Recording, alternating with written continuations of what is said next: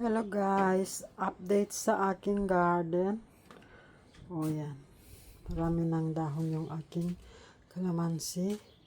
And then, yung aking kamatis ay marami ng bunga guys. O, kita nyo? Yan, kikita nyo? Yan. Yan na yung mga bunga. Yan.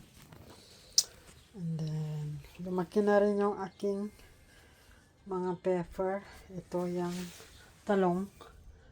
And yung mga bell peppers. And yung aking napakalagong kamatis. Marami pa rin bunga dyan.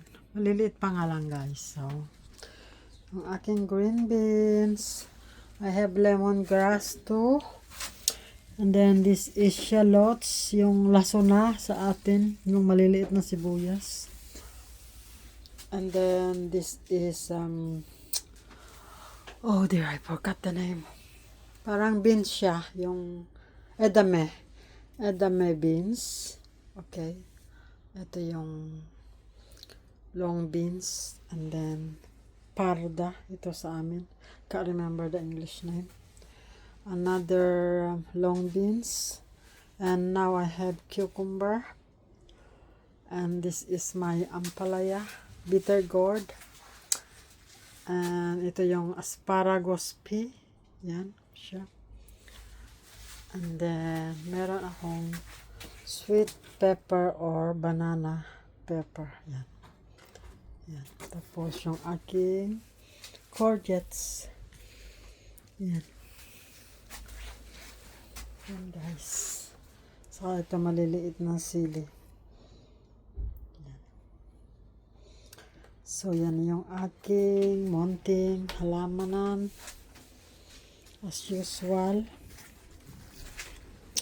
Nakakaaliw guys magtanim. Oops. Sorry about that. Ayan. Diba?